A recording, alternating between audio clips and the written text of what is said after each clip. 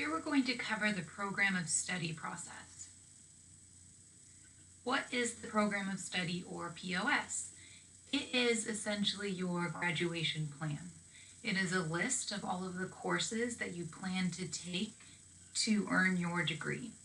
So it is a form that you submit to the department, and then we review it, and then we submit it to the university, and specifically the Office of the Registrar, and then they review it to ensure that the courses you have proposed to take will allow you to graduate and meet all of the requirements to graduate for your degree program.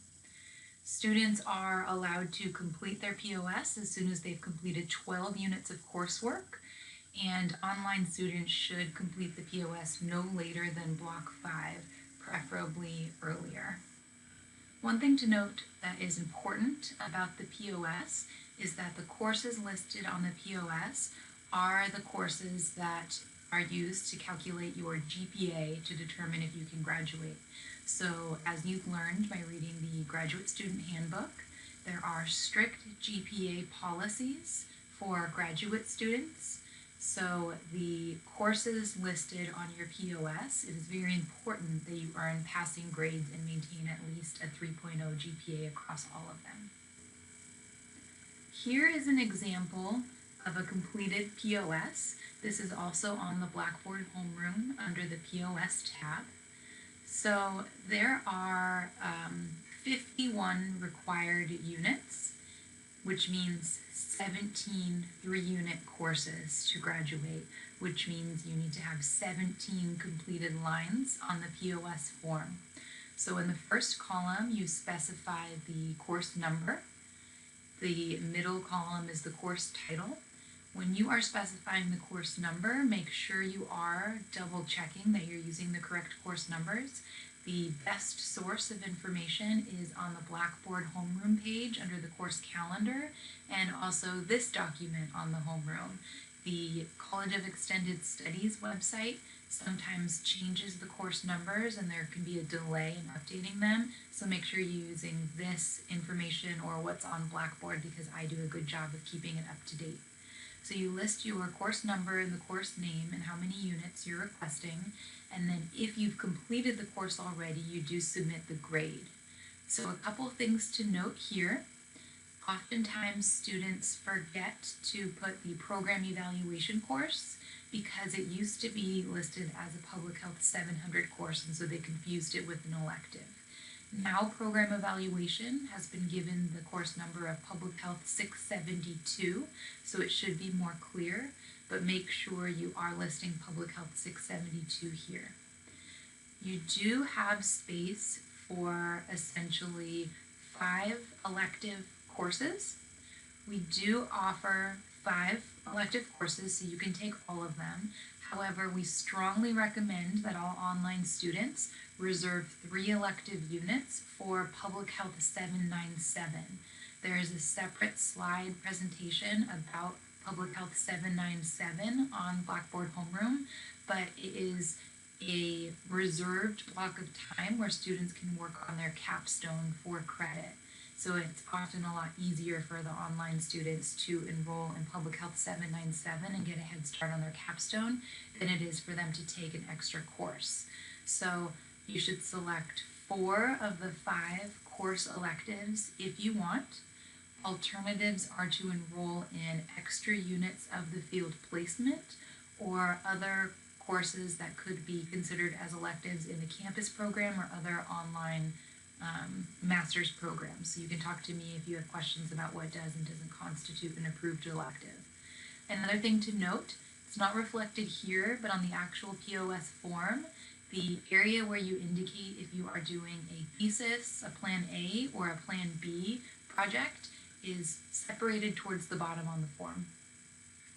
At this point in the form, you must mark a box that says whether or not you're doing the thesis, which is Plan A, or any of the other alternatives, which are all Plan B. So make sure you check that box and then list whether or not you will be seeking units for Plan A or Plan B. I covered a few of the common mistakes in the previous slide, but the most common mistakes I see are that students do not propose taking 51 units, they will miscalculate. So the trick is to just count how many lines you've filled out on the form, and there should be 17, including the 799 or 798 units at the bottom.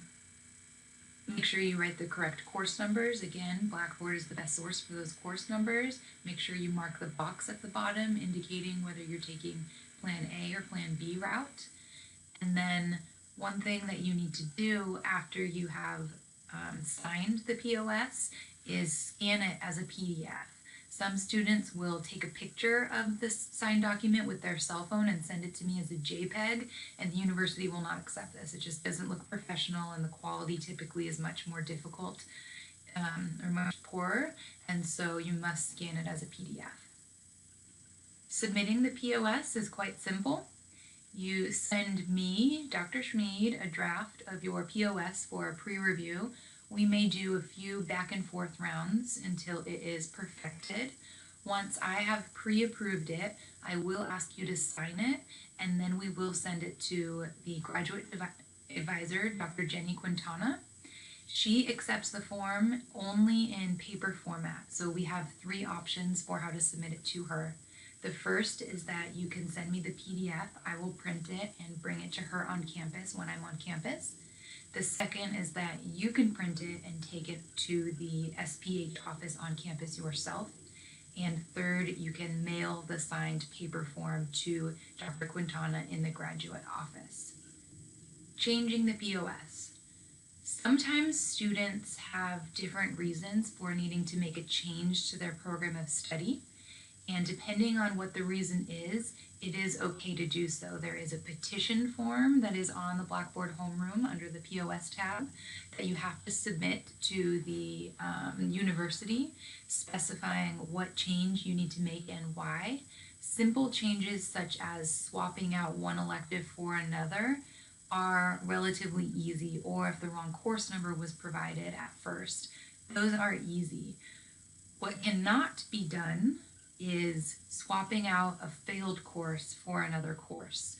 So if you have failed a course, it typically will stay on your POS, and if it greatly affects your GPA, or if it was a required course that you need for graduation, you will need to contact me or Dr. Quintana or the office of the registrar to figure out how you need to change your POS so that you can still graduate. Often it may mean repeating a course. You can only do that one time though, or adding more courses to your graduation plan, to your POS, to cancel out the effect of the failed course on your GPA. That is very complicated, and that's something that you should speak with me directly about if that happens. So that is all regarding the POS. It is a relatively simple process, but it is something that needs to be done with care so that it is correct and that you have no surprises when you go to apply for graduation towards the end of the curriculum.